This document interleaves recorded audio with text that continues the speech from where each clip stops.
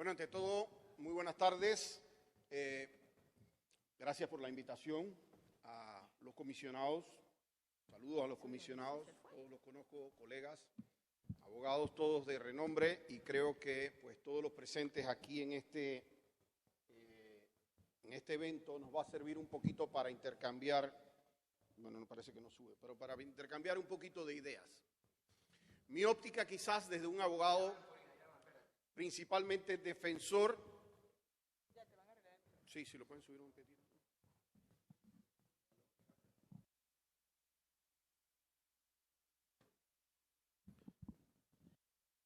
Es un abogado que principalmente ejerce la defensa y quiero tratar de ponerles un poquito la práctica detrás de esto, porque para mí esto que tengo aquí, este papel, esto para mí es la teoría, que muchas veces suena muy bonito, pero cuando uno está en los tribunales es completamente distinto y las interpretaciones son distintas. Quiero aportarles la experiencia que he tenido tratando de hacer asesorías a la Asamblea Nacional en diversos momentos en donde se han dado discusiones de proyectos importantes. Porque la práctica nos permite un poquito identificar situaciones que no se dan en papel, pero que se dan en la práctica. Y yo quiero decirle a ustedes, por ejemplo, muchos, los que son panameños aquí, ejercen la abogacía, conocerán que el sistema inquisitivo tenía un artículo, el 2140 del Código Judicial, que decía que el fiscal ordenará las medidas de detención preventiva, pero solo lo hará de manera excepcional. Y cuando todas las otras medidas resulten inadecuadas. Y sin embargo, cuando eso era el sistema inquisitivo, era la primera medida que se adoptaba, era una práctica común, y de hecho eso generó tener que hacer un sistema penal acusatorio a través del Código Procesal Penal del cual participamos. Cuando nosotros nos dijeron que iban a posponer la entrada en vigencia del Código Procesal Penal, tuve sentado frente a mí al ministro, entonces ministro de Seguridad, José Raúl Mulino. Y teníamos una discusión sobre esta necesidad porque él, con toda la buena intención, estaba tratando de hacerle frente precisamente a la criminalidad. Y yo le decía, ministro, la verdad es que yo no puedo entender que una persona sea juez y parte, etcétera, y quiera Dios que en verdad usted nunca necesite de un juez de garantía. Y un par de años después lo necesitó y no estaba. Y ese tipo de enseñanzas la hemos tenido también porque yo participé también, de hecho aquí estaban, el diputado creo que no era diputado en ese momento, pero se estaba discutiendo el proyecto de ley 245, que tenía que ver con la delación premiada. No, pero estabas en las discusiones, estabas participando con un grupo estudiantil, ¿no? Correcto. Sí. Y en eso, sí, era la imprescriptibilidad, tienes toda la razón. Pero nosotros discutíamos que ese proyecto no iba a causar los efectos más que el Ministerio Público agarrara a ciertas personas que eran amigos y los dejara por fuera. Y era la ley para proteger todo el caso de Odebrecht, y en efecto nadie de Odebrecht fue preso detrás de esa ley. Y se hizo con fines muy malos, porque nosotros lo que traíamos detrás de todo esto era un poquito la práctica de lo que nosotros vivimos en el día a día. Aquí estuvo en la mañana la procuradora Ana Belfon, y yo estuve sentado con ella en la Asamblea Nacional en diciembre del año 2013, aprobando esta ley 121 del año 2013 precisamente, de diciembre del año 2013. Y ella decía que era necesaria esta ley de crimen organizado y de mantener las reservas de los expedientes, y que eso solamente iba a ser para los casos de crimen organizado. Y yo le decía a ella, mirándole a los ojos, procuradora, yo no tengo ningún problema con usted y yo creo que usted tiene la mejor voluntad. Pero mi problema es que a usted le queda un año de procuradora y que la interpretación de esta ley no la va a terminar haciendo usted. La van a terminar haciendo otros procuradores, ni decir la que lo reemplazó, muchos fiscales y muchos jueces a nivel nacional. Y cuando la ley permite mucho, entonces vienen problemas que atacan al ciudadano. Y después de esa ley podremos contar cientos de abogados que fuimos y fueron al Ministerio Público a que les enseñaran expedientes y les decían, no, es que según la ley 121 hay una reserva y no podemos enseñar los expedientes. Y así se estuvieron haciendo defensas a ciegas en este país. Y eso ha causado que nosotros tengamos algún tipo de resquemor de estas cosas que a veces solicita el Ministerio Público. Porque curiosamente, y qué lástima que no está aquí, curiosamente Ana Belfon, que era procuradora, que lo hizo con la mejor intención, me tocó verla a ella en el Ministerio Público y que le negaran a ella expedientes de sus defendidos después. Porque es que la ley les aplica es después, no en el momento que están en el cargo. Y si a mí algún diputado me preguntara, licenciado, humildemente, ¿cuál sería su recomendación con esto?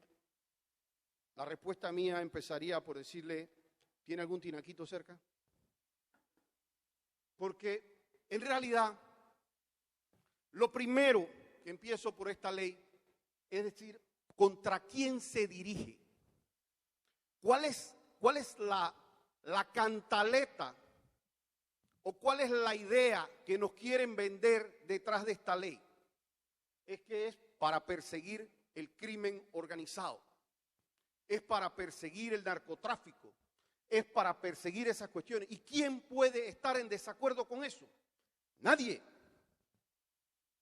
Pero cuando usted mira la ley, usted va a ver que en el artículo 4 y en el artículo 5 dice, no dice narcotráfico, no dice crimen organizado, dice actividades ilícitas y encima a criterio del juez.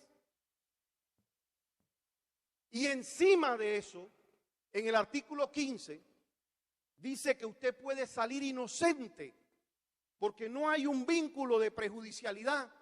Es decir, usted puede salir inocente del caso y aún así le quitan sus bienes. Entonces, ¿cómo me puede decir a mí el Ministerio Público que la ley es contra los delincuentes si hay un estado de inocencia y hay un juez que dice esa persona es inocente y a pesar de eso yo le puedo quitar todos sus bienes? Entonces la ley no es contra los delincuentes, la ley es contra los inocentes también. Inocentes de derecho e inocentes declarados. La ley es contra cualquiera. Y ahora les voy a ir desarrollando un poquito cuál es el peligro de caer en estas figuras. Hace un momento, y yo tenía, y discúlpeme procuradora, pero hace un momento estaba yo almorzando y yo, abogado defensor nato, me sientan en una mesa y me presentan esta distinguida dama que estaba a mi lado y cuando me dice yo soy la procuradora del Salvador, yo, madre, esta es la procuradora del Salvador. Y un poquito más estaba un licenciado muy capacitado que fue uno de los que hizo esto en Colombia. Fue uno de los que realizó esto. Y para mi derecha tenía yo al secretario del Ministerio de Seguridad. Yo dije, me quieren hacer exorcismo aquí. Me han sentado en la mesa para exorcizarme. Pero realmente, yo les decía, la realidad panameña no es necesariamente la realidad de otros países. Y por supuesto que si ahora se va a tratar de pasar una ley sobre control ciudadano o lo que quieran en Ucrania, pues por supuesto que no pudiéramos tener las mismas leyes que aquí. Pero es que nosotros en Panamá tenemos realidad distinta a lo que ha vivido Colombia e incluso a lo que ha vivido El Salvador. Y como tal tenemos que producir soluciones cónsonas con la realidad que nosotros vivimos. Y entonces a nosotros nos traen esta ley y si a mí me dicen a mí es que esta ley le va a meter los pelos para adentro a la gente que está con narcotráfico, sí, y a los sacerdotes también. Y ese es el problema, Porque es que si aquí me entran una persona y lo ponen a tirar 4 ráfagas de bala, si aquí hay narcotraficantes se van a morir del pánico. Pero los que no estamos en narcotráfico también. Y eso es un poquito la analogía que yo les quiero decir lo que pasa con esta ley. Que para corregir un tema vinculado al narcotráfico, tienen que existir otras medidas. Y entonces me dicen, lo que pasa es que en los procesos penales, muchas veces se pierden los procesos penales por diversas cosas y hasta me comentaban porque fueron buenos argumentos del abogado defensor. ¿Y qué tal si mejoramos los argumentos de los fiscales? ¿Qué tal si como Estado invertimos en capacitar más a los fiscales? A lo mejor tenemos mejores resultados. A lo mejor si hacemos escuelas judiciales para nuestros fiscales, escuelas de fiscales, a lo mejor nosotros tenemos mejores resultados dentro de un proceso penal. Porque ahora que les dije para qué era esto, porque yo en cierta manera me siento como cucaracha en baile de ratones, porque en cierta manera me dicen que esto no es penal. ¿Qué hago yo como penalista aquí? Si esto no es penal. Esto es una ley de extinción de dominio. Pero es que, de acuerdo a la doctrina, la ciencia del derecho, o la parte del derecho que se encarga de atender los temas relativos al delito, es el derecho penal. De hecho, ya los atiende. Entonces nosotros tenemos aquí algunos temas de qué son los bienes. Fíjense estos bienes que son susceptibles de comiso o de extinción de dominio, llámenlo como lo quieran llamar. Y entonces nosotros entendemos aquí que nos dicen, bueno, los bienes vinculados al delito, los bienes que fueron obtenidos con el delito. Y yo les pregunto, ¿qué ley es la que han leído aquí que no permite, que creen que el proceso penal actual no les permite eso? Porque este que yo tengo aquí, y salvo que me lo hayan impreso distinto para mí, dice que se pueden aprender los bienes, muebles e inmuebles, los valores y los productos derivados o relacionados con la comisión del delito, ya sea contra la administración pública, blanqueo de capitales financieros, todo, y menciona una serie de cosas ahí. Y ese es el 252 del Código Procesal Penal. El 259, que establece el secuestro penal, dice: cuando las exigencias cautelares de la investigación penal así lo requieran, el juez de garantía, a solicitud del fiscal, podrá decretar el secuestro penal sin más trámite de las cosas relacionadas con el delito para evitar el peligro de la eventual disposición. Eso ya es el Código Procesal Penal de Panamá. El artículo 260 dice: cuando el secuestro recaiga sobre vehículos a motor, establecimientos propiedad de terceros no vinculados al hecho punible, el juez de garantías en una vista oral con participación del fiscal, el querellante, si lo hubiera, terceros afectados, luego de escuchar la opinión de estos, se decidirá si se designa como depositarios a los propietarios o no. Es decir, aquí se puede tener hasta la administración de los bienes también, cuando hay en ese momento. Esto lo tiene el proceso penal. Escuché aquí, y por eso yo digo, cada legislación es distinta. Hace un momento hablaba con la Procuradora de El Salvador y en efecto ellos tienen algunos temas de su legislación que son distintas a las de Panamá. Y por ejemplo, en el artículo 121, ustedes me van a decir, bueno, ¿y qué pasa si por ejemplo la persona que está siendo procesada muere? Si la persona que está siendo procesada muere, ¿qué pasa con los bienes? Y la muerte es uno de los motivos de la extinción de la acción penal. Pero el artículo 121 sobre el comiso y la responsabilidad civil dice: la extinción de la acción penal no impide el comiso de los instrumentos con que se cometió el hecho punible y de los efectos que de él provengan ni de la responsabilidad civil derivada de él. Entonces nosotros tenemos una serie de normas que ya nos permiten ir contra esta actividad criminal organizada. Pero este proyecto de ley en el artículo 4, ni en el 15, ni en el 1, ni en el 2, ni en el 3, ni en el 80 y tanto, dice por ningún lado narcotráfico, ni siquiera crimen organizado. O sea, esto se puede utilizar en cualquier vía. Y yo sin el ánimo de generar una polémica, porque créanmelo que sí lo sé. Yo sé que la intención del Ministerio de Seguridad y la intención de los proponentes es una intención positiva. Yo no estoy bajo ningún concepto, sería irrespetuoso de mi parte cuestionarles que ellos tienen una sana intención. Pero esa intención puede chocar el día de mañana con realidades que ya han ocurrido.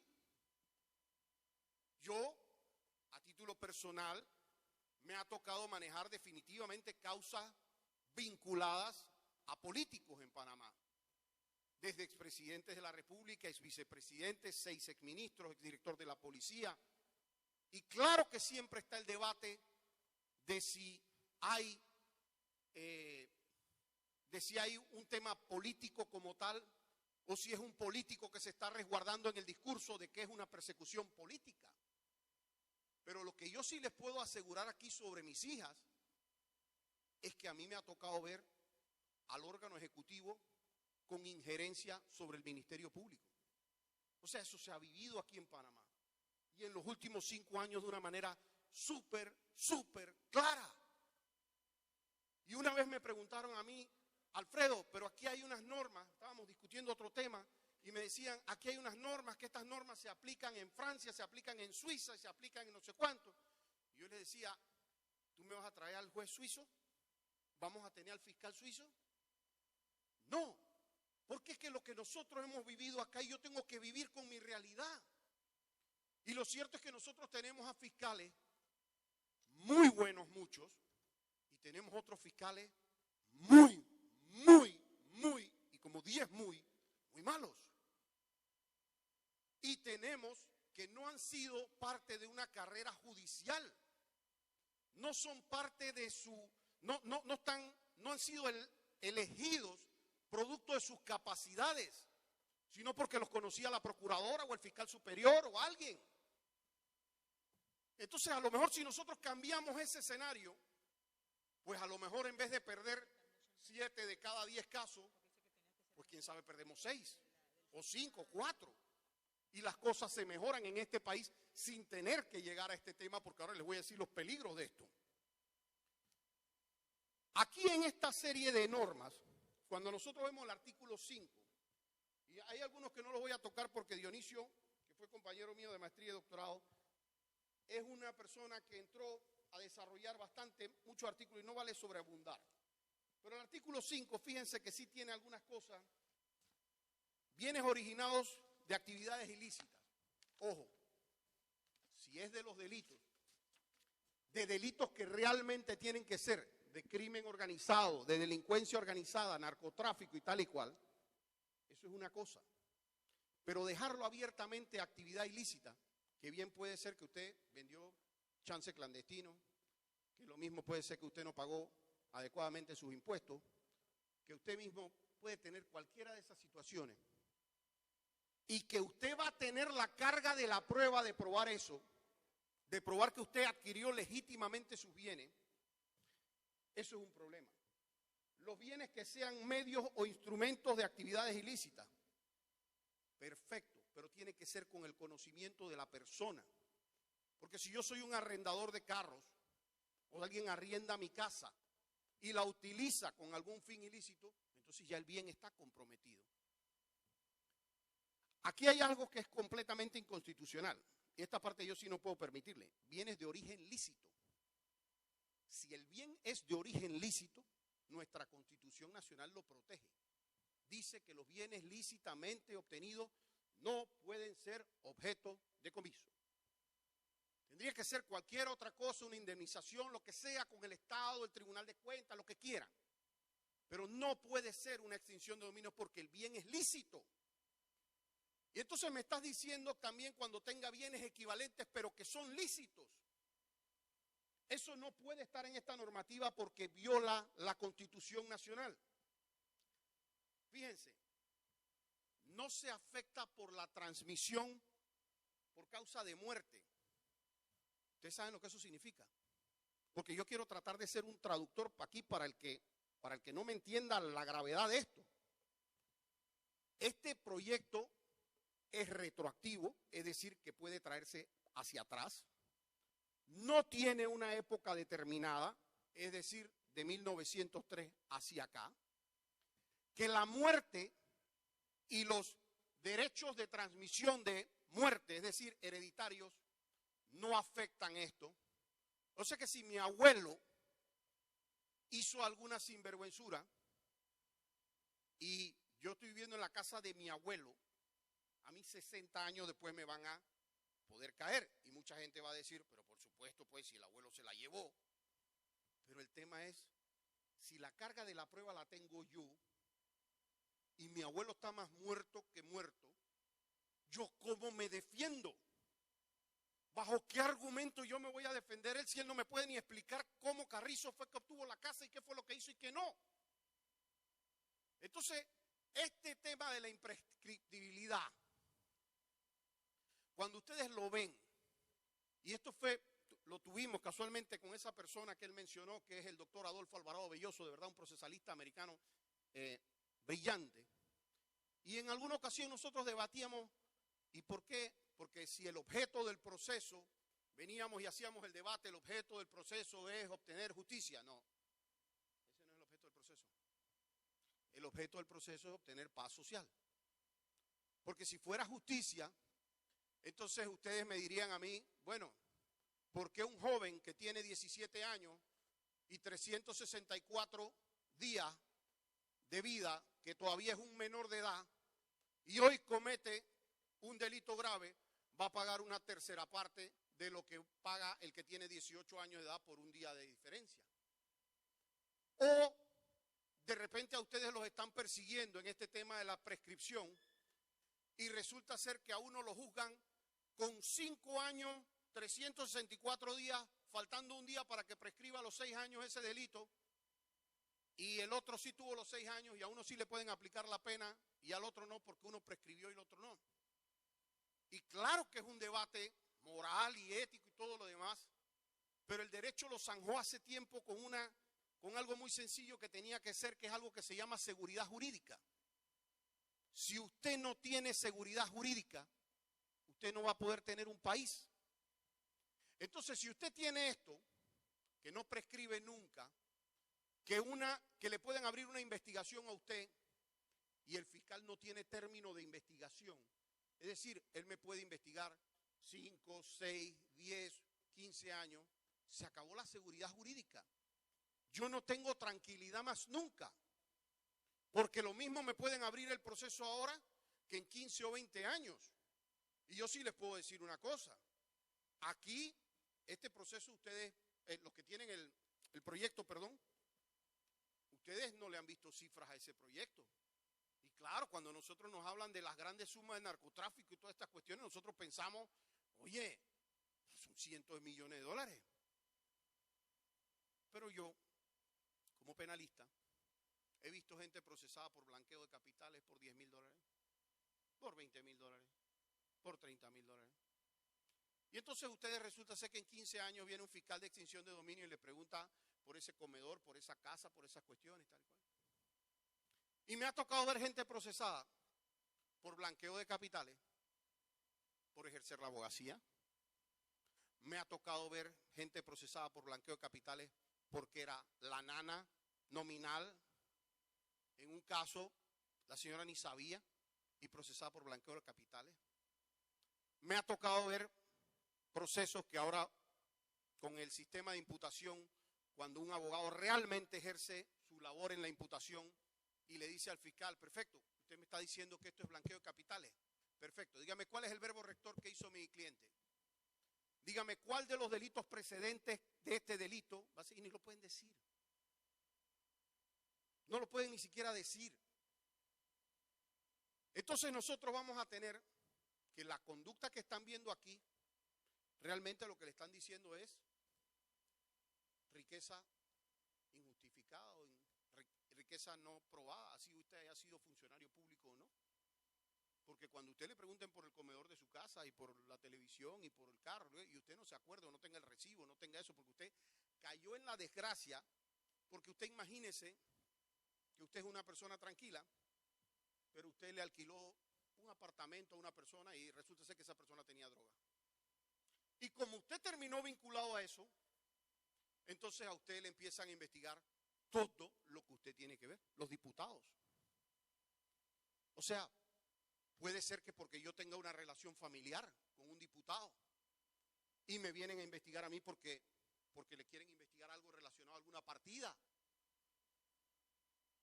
Como pueden investigar a cualquiera. Aquí, y yo ojo, lo estoy diciendo con el mayor respeto posible, porque quiero que piensen el día de mañana que ustedes, algunos no van a ser diputados, o ministros, o secretarios de ministerio, y lo digo de verdad con respeto. La ley se tiene que hacer para cuando uno no está en el cargo. Porque ustedes van a llegar, incluso para los que no sean fiscales, créanmelo, tuve hace un momento una ex procuradora amiga, pero tengo ex fiscales muy amigos, ejercen hoy día la defensa o ejercen en el campo profesional.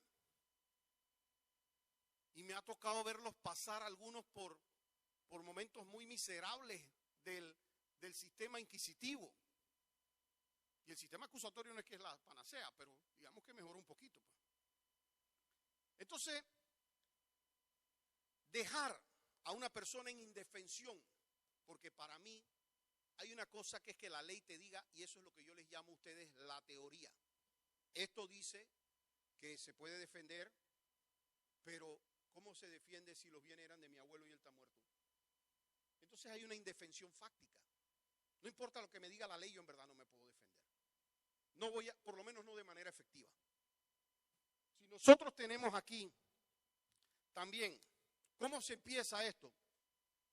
Puede ser hasta para una llamada anónima, en el artículo 13. El artículo 15 es el más preocupante para mí. Porque si esto se le está vendiendo a la ciudadanía como esto es para pelear contra el crimen organizado y contra el delito, el contrasentido más grande que puede tener es que la persona salga inocente y digan, igualito te puedo quitar los bienes. Entonces tú no estás persiguiendo al delincuente, si te acaban de decir que no es delincuente. ¿Y quién eres tú, juez de extinción de dominio, para decirme a mí que sí lo es o que sí fue de una actividad ilícita, si las personas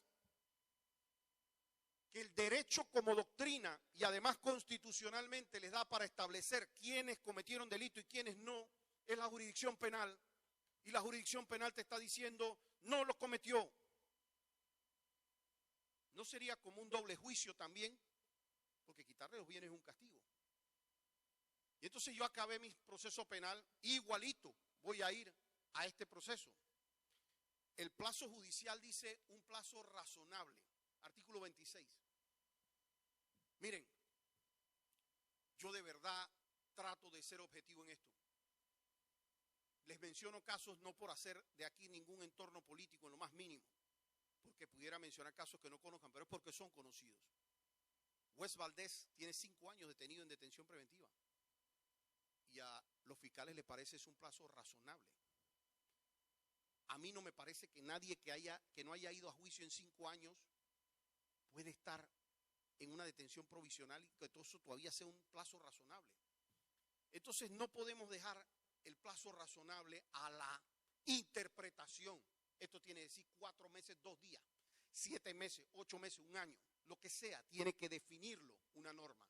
No puede establecerse como el plazo razonable.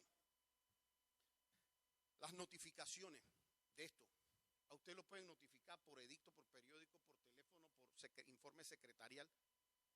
Miren, señores, aquí hay gente, aquí cuando se juzgaba en ausencia, aquí hay gente que uno se lo topaba en la calle y les decía, es que me acaba de salir una sentencia que la vi, me habían citado por el periódico y yo estoy condenado a 4 años de cárcel.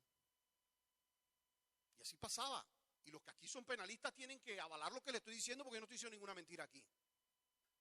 Lo citaban, lo pusieron en el periódico, en esos últimos clasificados que ustedes veían, los ponían 3 días y si usted no vio el periódico ese día, usted estaba condenado. Bueno, esto es eso, pero con sus bienes. A usted lo citaron, lo pusieron en el periódico, no lo vio usted, y de repente le dicen usted no tiene su casa, su empresa, lo que sea. Miren, el plazo en la etapa de investigación es una espada de Damocles o Damocles, no sé ni cómo se dice la vaina. Damocles. Entonces, esa espada en donde a mí me puedas tener un proceso por el tiempo que te dé la gana. Yo les quiero hacer una pregunta a ustedes. Vamos a decir que ustedes no coincidan conmigo en que en los últimos 7 años aquí ha habido persecución política dentro del Ministerio Público. Les pregunto, ¿creen ustedes que es posible que a futuro el órgano ejecutivo, a través de la designación de un procurador, pueda asaltar la justicia panameña? ¿Sí o no? Porque si puede tener el procurador, el próximo presidente, sea quien sea, o la próxima presidenta, para no hacer tema de género, esto es muy peligroso. Darle estas facultades a quien sea. Esto con cualquier cosa, ser familiar de un diputado, ser familiar de un ministro, una investigación contra la administración pública, cualquier delito, porque esto ni siquiera regula qué delitos. No puede dejarlo solamente a ustedes en problema, también a sus familiares. Y yo me rehúso a creer que me digan que este es el único método para pelear contra el crimen organizado. Yo me rehúso. Yo pensaría que si se quiere reducir los índices de criminalidad, se puede trabajar en la educación, se puede trabajar en los temas, se puede trabajar en la prevención, se puede trabajar en la persecución criminal con fiscales capacitados, se puede dar el triple, el doble de recursos que requiere el Ministerio Público y también el órgano judicial. Pero no sé por qué tenemos que decirle a todo un país: tú más nunca en tu vida vas a tener tus bienes con seguridad. Más nunca. Y yo estoy aquí porque esto seguro se está grabando. Y yo no sé cómo acaba este tema, porque yo siempre digo que esto es contrario hasta a mis propios intereses. Contrario a mis intereses, porque si este proyecto lo aprueban, la cantidad de clientes que yo voy a tener van a ser grandes. Entonces, para mí realmente este tema es como hasta contraproducente. Me siento bruto viniendo aquí a votar en contra de este proyecto. Pero realmente no es algo que le quiero dejar a mis hijas, a mis familiares, a un país, algo en donde realmente tengamos nosotros situaciones que son distintas. Y recuerden, nosotros no somos suizos, sin ser más o menos, pero nosotros no tenemos todavía implementada una carrera judicial, no tenemos fiscales implementados a través de una carrera. Entonces no es lo mismo hacer eso. Y la gente me puede decir, bueno, ¿pero qué diferencia hace eso? No sé. Anda, ve, móntate en un avión y vas a ver qué bonito lo vuela un piloto. Móntate tú y manéjalo sin saber, a ver el estrellón que te vas a meter. Y esa es la diferencia entre hacer algo o no está. Ya voy casi culminando, porque casi tocaron algunos temas, pero las medidas cautelares. Yo empecé diciendo un ejemplo de los fiscales cuando decían, es que la detención preventiva se llamaba en ese entonces, provisional ahora, solo se aplicará cuando sea de excepcional relevancia. Eso es lo que la norma les decía. Y yo no sé cómo coincidían todos en que este es el excepcional. Pero casi que no había un caso que no decretaran la detención provisional porque no había otra forma de hacerlo. Y cuando ustedes ven los casos, incluso políticos, estén usted o no de acuerdo con el político, olvídense de quién es la persona. Lo que sí ustedes van a ver es que en un momento dado hubo muchísimas detenciones y de repente muchísimas liberaciones, después meses en la corte. Y sin embargo, casi todas, para no decir el 99% de esas personas no se han perdido para ningún lado, aquí están en Panamá. Lo que solamente eso me dice a mí que la medida de detención era excesiva. Entonces este artículo 64 de este proyecto dice que la medida cautelar es ordenada por el juez de extinción de dominio. Pero ahí me tiene una frasecita que me tiene que no duermo, o excepcionalmente por el fiscal de extinción de dominio, cuando existan motivos para ello. Y entonces yo me pregunto cuántas veces ese fiscal va a creer que es urgente y que él puede hacerlo sin el juez. Y cuando eso lo hagan, ¿saben qué hacen con sus bienes? Porque es que eso ya pasa en los procesos de blanqueo. Yo tengo clientes míos de blanqueo de capitales que salieron inocentes del proceso de blanqueo de capitales y su Land Cruiser la usaba un exministro de Obras Públicas. Y no solamente utilizaba la camioneta todos los días, sino que se las pasaba por el Panapaz con la tarjeta de él. Y es una realidad de Panamá. Y aquí hemos tenido fiscales que han estrellado borrachos carros que debían estar aprendidos. Eso son realidades. Yo quizás no hablo bonito, me disculpan. Pero son cosas que pasan en mi país. Y entonces nosotros vamos a estar dando esta posibilidad de simplemente hacer aprehensiones. Aquí estuvo la procuradora hace un momento y la procuradora dijo, en los bienes aprendidos no teníamos capacidad de nada y todo se deterioraba. Y creen que eso va a solucionar. Estos dos últimos artículos que son los más, son bien delicados. La carga de la prueba. Si esto se queda en el proceso penal, la carga de la prueba la tiene el fiscal, que es como debería ser. ¿Por qué debería ser? Porque en un momento dado nosotros entendimos como Estado, y se entendió desde la Revolución Francesa, que ustedes tenían que entender que es posible que en un juicio equivocado saliera una persona absuelta que tenía que ser culpable. Eso podía pasar. Pero que era muchísimo peor tener a un inocente preso, o en aquellos países que se aplica la pena de muerte, muerto, cuando la persona posiblemente era inocente. Y entonces se decidió que ante la duda regía la inocencia, se mantenía la inocencia. Y de ahí la presunción de inocencia de la persona. Y entonces un fiscal que quiere probarle que usted cometió un delito, tiene que traer las pruebas para eso. Pero este proyecto dice que en todo caso, quien alega ser titular de un bien o derecho afectado, tiene la carga de aportar los medios idóneos de la prueba y los necesarios para que demuestren los hechos que sustentan su oposición. Pero también que procedió de acuerdo a buena fe. Es decir, la buena fe ya no se presume.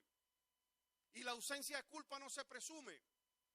Ahora, yo tengo que demostrar que yo actué sin culpa. Miren, de los bienes cautelados, este artículo tengo que jurarles que me dolió. Y es el 80. Ya con eso acabo. El artículo 80 dice que se afecta hasta los derechos reales que estén consignados en el registro público. Es decir, si yo estoy persiguiendo dentro de un proceso ejecutivo a alguien y yo ya metí un embargo y yo dentro de ese embargo ya voy peleando por mi crédito, si yo no soy una institución bancaria o yo no soy una financiera, entonces a mí no me protege la prelación registral. Y me dolió porque, señores, aquí en Panamá no hay nadie que la ve más que la gente de los bancos. Y lo ponen aquí como si fueran unos santos. Entonces resulta ser que además eso es una discriminación en cuanto a la profesión. Pues si son banqueros ellos están protegidos y yo si tengo un crédito privilegiado, pues yo no lo tengo protegido. De nuevo se afecta la seguridad jurídica. No hay aquí un mecanismo por medio del cual yo impugno el valor por el que se quiere vender, por el cual yo impugno el uso que se le esté dando a mi bien. Y ustedes se imaginan aquí que usted sea, qué sé yo, usted hace Coca-Cola, usted es ganadero, usted hace temas de celulares, tal y cual, y le digan a usted que le van a nombrar un administrador judicial que en su vida ha visto una vaca, que en su vida ha visto un avión o un teléfono. Eso es lo que pasa, que se causa el desastre de las compañías y al final de cuentas no termina cobrando nadie. Mi conclusión es, nosotros no podemos tener un proceso primero, un proyecto primero, que dice que busca perseguir el crimen y que no sea tutelado por el derecho penal. debe estar inserto en este código penal y procesal penal y puede reforzarse, como pueden reforzarse las capacidades de los fiscales. Puede hacerse muchas cosas para prevenir el crimen organizado. Pero sí les digo una cosa, es una enorme mentira que le están diciendo al país de que esta es la única forma en que se puede pelear con el crimen organizado. Y si esto se aprueba, yo quiero pues acabar esta intervención mía con una frase mía que es, se los dije, y la de Jesucristo, perdónalos, Señor, que no saben lo que hacen. Muchas gracias.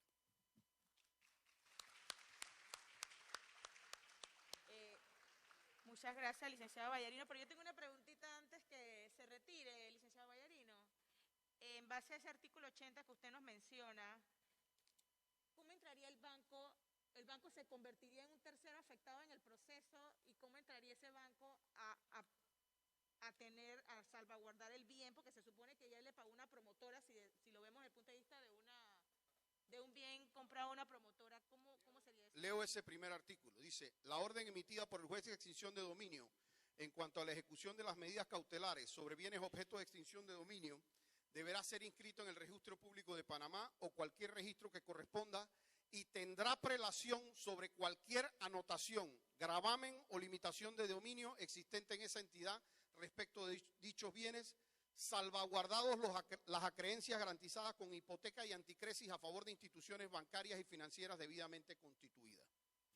¿Qué quiere decir este artículo? De manera sencilla, dice que no importa cuánto tiempo yo tenga lo mío inscrito ahí, a nombre de quien lo tenga inscrito, si la extinción de dominio entra, primero, pues si yo tenía un secuestro puesto, si yo tenía un embargo puesto, si yo tenía una hipoteca puesto, si yo tenía un traspaso hecho, lo que sea, eso se revierte y lo agarra la ley de extinción de dominio. Los que se salvan son los créditos de los bancos. Y eso para mí primero es irregular porque si se va a demostrar la mala fe, ellos también pueden tener mala fe. También de hecho pueden participar en blanqueo de capitales, de hecho lo hacen. Entonces es un contrasentido decir, bueno, como es institución bancaria y como es institución financiera, nosotros los dejamos por fuera, cuando en todo caso debería ser igualitario.